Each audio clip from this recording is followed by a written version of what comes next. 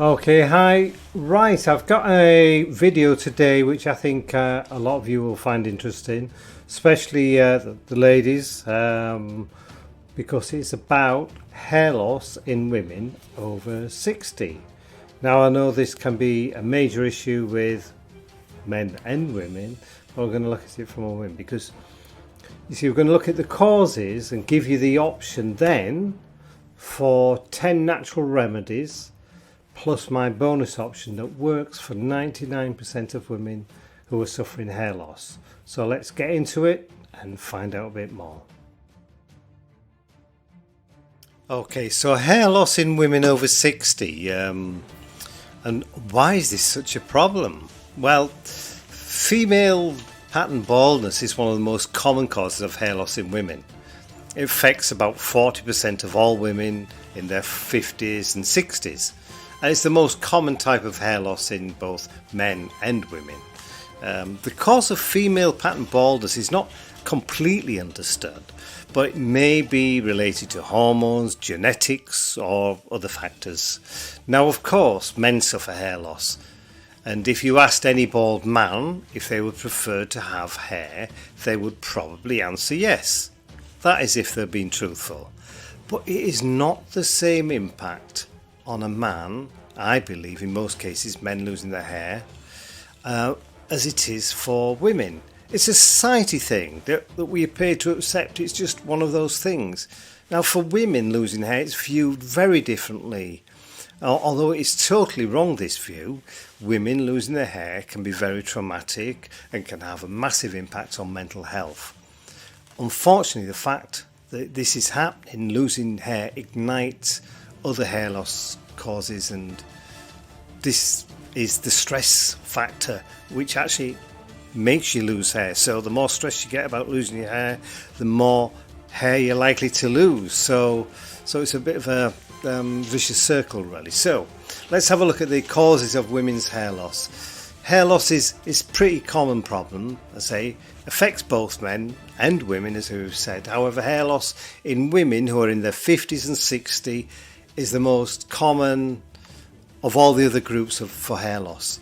The follow the top 5 causes of women's hair loss then. So first, the premature hair loss in women. Premature hair loss in women, also known as female patterned hair loss, is a common condition that affects about 6.4 million women in the United States. Now, the condition is characterised by a hereditary pattern of hair loss that usually begins at the corners of the forehead and temples and works its way inwards and back. Female pattern baldness, it's a gradual thinning of the hair on the scalp. It's not just a matter of hormones and genetics, but it's also related to factors such as diet and stress, as mentioned earlier about the stress. Although there is no doubt that if your mother or your grandmother suffered hair loss, then it is likely you could suffer the same. It's not guaranteed, but there is a bigger possibility that you will do. So there's another side of things, the hormonal imbalance and how it actually happens. You see, the hormonal imbalance can happen when the body isn't able to produce the right balance of hormones. Now, hormones are chemicals that help control how the whole body functions. They regulate hunger, mood, stress levels, and many other important functions. When a person's hormones are out of balance, they may experience symptoms such as fatigue, weight gain or loss, changes in sleep patterns, and much more. Hair loss is also a major aspect of the hormonal changes as well. None more so than for women in their 50s and 60s who have gone through or going through the menopause, which is a big hormonal change in the body. Now, another aspect, thyroid issues and hair loss for women. You see, the thyroid issues, although it can lead to hair loss, and it's a major concern for many women, and sometimes it's totally unpreventable, while it's also possibly totally preventable.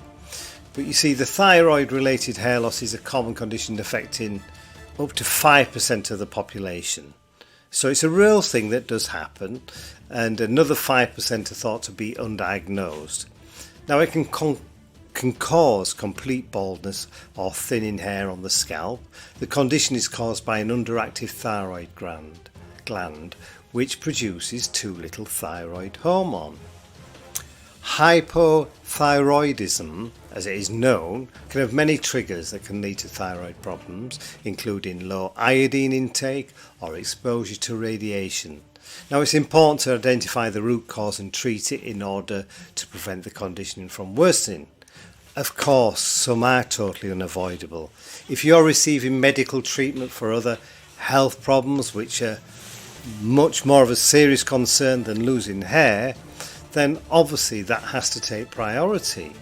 But the thyroid side of things is, yes, there's a percentage there, as we've said, probably about total of 10%. It's not for everyone. Everyone does not have this problem, and that also refers to the weight loss side of things. A lot of people blame thyroid problems on this, where it's a very small percentage in reality. Now, I've mentioned this, and we mentioned this earlier on, how stress causes hair loss. Stress is a significant cause of hair loss in women. The hormone cortisol, which helps with the fight or flight responses in our body, can also lead to hair loss. When we experience stress, our body pumps out more of this hormone, and over time it can lead to thinning hair. But why does it do this? The main functions of cortisol are not just limited to the stress hormone. It has a variety of effects on the body, including hair loss.